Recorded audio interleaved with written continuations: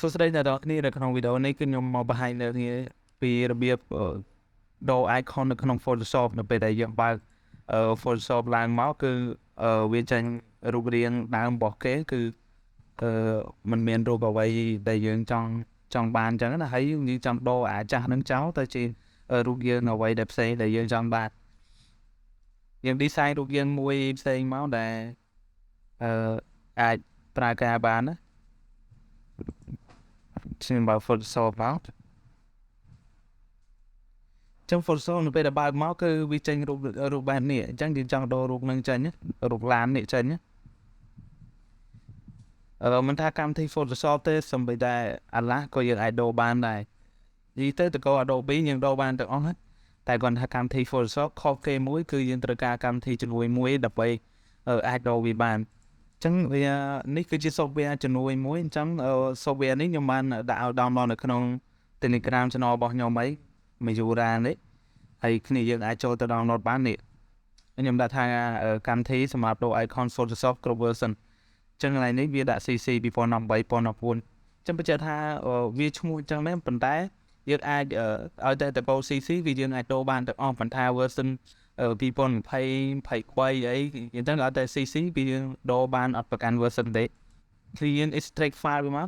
សារនេះខ្ញុំបាន extract ហើយអញ្ចឹងបើនៅនេះប្រើ Fara វាចេញនឹង Fara អញ្ចឹងខ្ញុំប្រើ 7zip យើងវានឹងចេញ 7zip អញ្ចឹងបើកចូលមកនេះយើ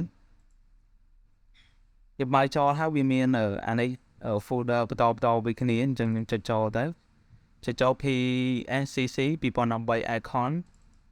បន្តមកនៅត្រង់កន្លែងនេះគឺជាអ្វីដែលយើងត្រូវធ្វើការជាមួយវាអញ្ចឹងដំបូងគឺវាមានតែ3នឹងឯងដែលយើងត្រូវដែលយើងឃើញហើយបន្ទាប់ពីយើងបានចូលមកដល់កន្លែងហ្នឹងហើយយើងចូលទៅបតង់ទៀតគឺចូលទៅ Local C អូខេចូលទៅ Local C មកបន្ទាប់មកគឺយើងចូលមក Program File on បន្ទាប់មកយក Adobe កន្លែងនេះយើងយក Photoshop 2023យើងប្រើ Photoshop ចំនួនណាក៏យើងអាចធ្វើបានដែរទៅ CC អញ្ចឹងគឺយើងចូល Resource មកចឹងនៅកន្លែង Resource នេះគឺជាអ្វីដែលយើងត្រូវដូរវាអញ្ចឹងគឺយើងថយមកវិញមកហើយបន្តមក copy អា file resource ហ្នឹងចាញ់មួយយើងកុំខាត់ទៅយើងកុំកែអាដើមរបស់គេអញ្ចឹងយើង copy ចូលមួយចាញ់មួយមកសិនមកហើយបន្តមកយើង copy យកមកដាក់នៅក្នុងនេះនៅក្នុងអ្វីដែលយើងបានចូលមិញហើយបន្តមកគ្នាយើងចុច path មកបន្ទាប់ពីចុច path ហើយកន្លែងមកកន្លែង extract data នេះឯងហើយបន្តមកគ្នាយើងចុចលើ extract មកហើយរកចាំឲ្យវាបាត់ឲ្យវាបានខ្លួនឯងណាវាកំពុងតែ extract icon ហើយចឹងកន្លែងហ្នឹងគឺយើងរកចាំទៅលឿនឬយឺតវាអាស្រ័យទៅលើ computer របស់យើងវាអត់តាំងទៅនឹងសេវាអ៊ីនធឺណិតទេបាទបន្តមកយើងបាន work មួយកន្លែងនេះហ่ะយើងបានពាក្យ work មួយមិនយើងអត់មានទេយើងមានតែអា3ក្រោមហើយនឹង resource មួយទេឥឡូវយើងបាន work មួយហើយចុចចូលកន្លែង work កន្លែងនេះបញ្ជាក់ថានេះយើងចង់ចូល high ក៏បានចូល low បានប៉ុន្តែយើងចូល low ទៅព្រោះអី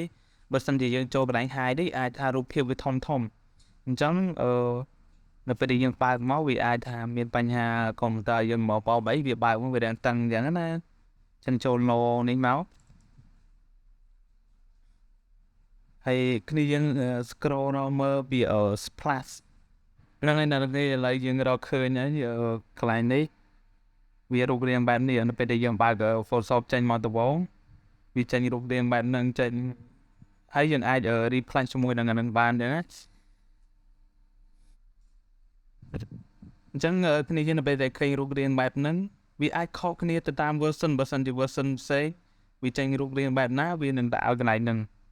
អញ្ចឹងរកឃើញរូបហ្នឹងហើយយើងអាច drag and drop ចូលនៅក្នុង Photoshop របស់យើងមកតម្លាក់វាចូលហើយកន្លែងនេះគឺជាកន្លែងដែលយើងត្រូវដូររូបរាងនេះយើងគូ shape មួយសិនមក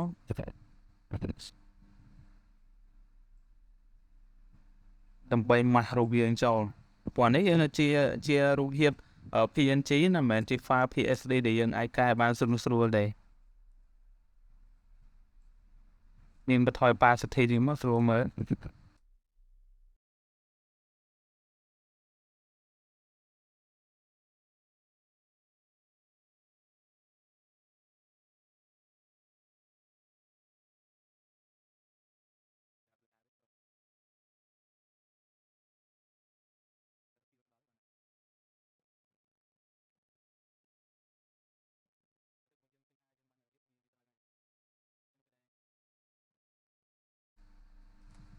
ខ្សែនេះព្រីវាចិនតិចមកហើយខ្សែនេះយើងដាក់លីងទៅណាបើសិនជាយើងដោះបើន័យថាយើងធ្វើតែវាតែមួយខែនេះចឹងមកមកប៉ុណ្ណាព្រី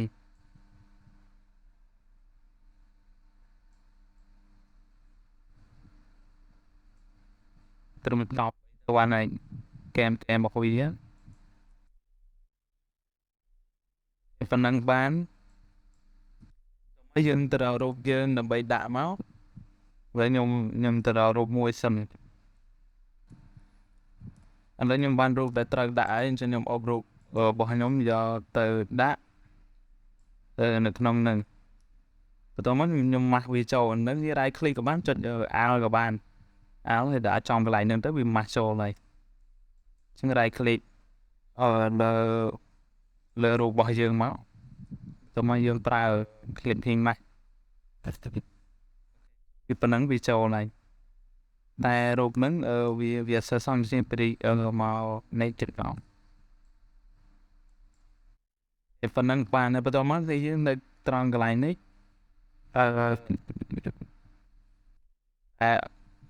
ហ្នឹងហើយយើងនេះវាមកយើងសៀវវាយើង control S ហើយឥឡូវយើងមកមើលរូបរបស់យើងវិញឥឡូវឃើញហើយរូបរបស់យើងចូលនៅក្នុងនេះណាចុច control S ធម្មតាមកអញ្ចឹងយើងឃើញរូបយើងចូលនៅក្នុងនេះហើយបន្តមកយើងត្រូវធ្វើអីបន្តទៀតគឺយើង back មកក្រោយវិញមក back មកក្រោយទៀតហើយបន្តមកគឺយើងចូល pack នេះម្ដងចូល pack នឹងម្ដងមកយើងបិទ Photoshop ចោលចាំតិចទៅកន្លែងហ្នឹងអញ្ចឹងមកន័យថាជោគជ័យហើយនៅពេលដែលយើងធ្វើហើយជោគជ័យហើយគ្នាយើងចូលមកកន្លែងនេះមកចុចកន្លែង work នេះមកនៅពេលដែលយើងចុចបានហើយចុច work នេះបានហើយគ្នាយើងចុចពាក្យ resolve នឹងធម្មតាចុចចូលក្នុងហ្នឹងមក copy អា3ហ្នឹងណាហើយ click ហើយចុចពាក្យថា copy ហើយបន្តមកយើងចូលទៅអានេះមកញ៉ូ local របស់ Photoshop មកចូលកន្លែង resolve នេះទៅមក right click កន្លែងទៅទេកន្លែងណាមួយមកចុចផាកវាផាកមកគេចុច replace continue ទៀត continue តអស់ទៅតទៅពេលវាឈប់អស់ហ្នឹងទៅប៉ុណ្ណឹងរួចហើយបន្តមកយើងចាប់ផ្ដើមទៅបើក Photoshop របស់យើងមកថាវាចេញរូបអត់ទេណាតាប់តែមើលអស់នេះចេញរូបយើងភ្លាមមែនអូញាក់សាច់តែអញ្ចឹងសម្រាប់ការធ្វើគឺប៉ុណ្្នឹងឯងប៉ុណ្ណឹងរួចហើយជោគជ័យយើងបានរូបរបស់យើងហើយយើងបើកមកកំស្រីមកតែនៅក្នុងអាឡាសខ្ញុំសុំបង្ហាញគ្នាយើងនៅក្នុងអាឡាសគឺស្រួលទេយើងធ្វើតែក្នុង Photoshop វាចេញដែរ